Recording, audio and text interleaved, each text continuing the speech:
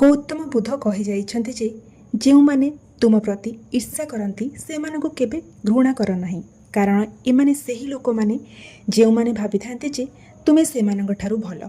ଯଦି ତୁମେ ତୁମର ସମ୍ମାନ ପାଇଁ ଲଢ଼େଇରେ ଏକା ପଡ଼ିଯାଅ ତେବେ ଏକା ରୁହ, କିନ୍ତୁ କାହା ଆଗରେ ନିଜକୁ ଭାଙ୍ଗିବାକୁ ଦିଅ ନାହିଁ।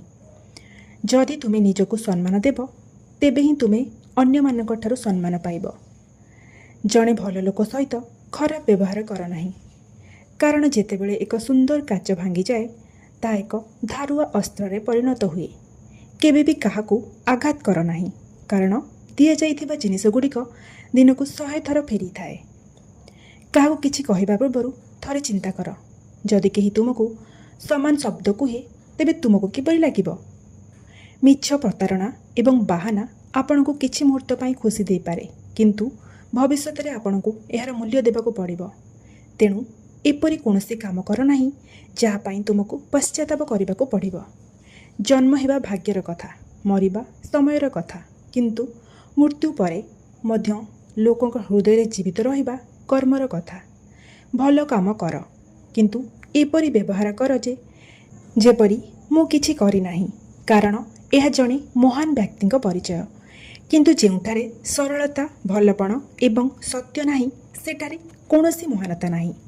ଗୌତମ ବୁଦ୍ଧ କହି ଯାଇଛନ୍ତି ଯେ ଯେଉଁ ବ୍ୟକ୍ତି ସମାଲୋଚନା ଶୁଣିବା ପରେ ମଧ୍ୟ ଶାନ୍ତ ରୁହେ ସେ ସମଗ୍ର ବିଶ୍ୱକୁ ଜୟ କରିପାରିବ, ଏବଂ ଜଣେ ବ୍ୟକ୍ତି ଯେତେ ଶାନ୍ତ ହୁଏ ସେ ତା'ର ବୁଦ୍ଧିମତ୍ତାକୁ ସେତେ ଗଭୀର ଭାବରେ ବ୍ୟବହାର କରିପାରିବ।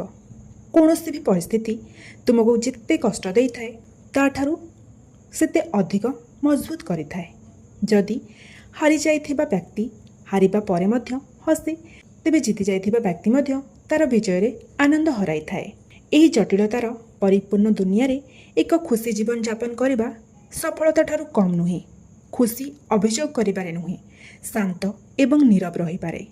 ଜୀବନରେ ଯନ୍ତ୍ରଣା ପାଇବା ସ୍ୱାଭାବିକ, କିନ୍ତୁ ଦୁଃଖୀ ହେବା କି ନ ହେବା ଆପଣଙ୍କ ହାତରେ।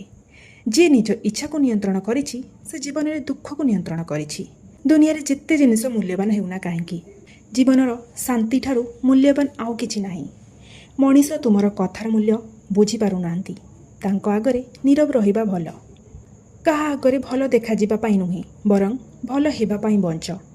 ଅଧିକ ଚିନ୍ତା କର ନାହିଁ, କେବଳ ତାହା କର ଯାହା ତୁମକୁ ଖୁସି ଦିଏ। ତୁମେ ତୁମ ଭିତରେ ଯେପରି ଚିନ୍ତା କର ତୁମେ ଜୀବନରେ ସେହିପରି ହୋଇଯାଅ। ତେଣୁ ଭଲ ଚିନ୍ତା କର ଏବଂ ଭଲ ହୁଅ। ତୁମ ପାଖରେ ଥିବା ସମୟକୁ ଭଲରେ ତିଆରି କର। ଯଦି ତୁମେ ଭଲ ସମୟ ପାଇଁ ଅପେକ୍ଷା କର ତେବେ ସାରା ଜୀବନ କ୍ଷୀଣ ହୋଇଯିବ। ଗୌତମ ବୁଦ୍ଧ କହି ଯାଇଛନ୍ତି ଯେ ମଣିଷ ନିଜେ ତା'ର ସୁଖ ଏବଂ ଦୁଃଖର ସାଥୀ, କାରଣ କୌଣସି ବ୍ୟକ୍ତି କିମ୍ବା ଜିନିଷ ତାକୁ ଯନ୍ତ୍ରଣା ଦେଇପାରିବ ନାହିଁ ଯେ ପର୍ଯ୍ୟନ୍ତ ସେ ନିଜେ ଏହାକୁ ଅନୁମତି ଦେଇନାହିଁ।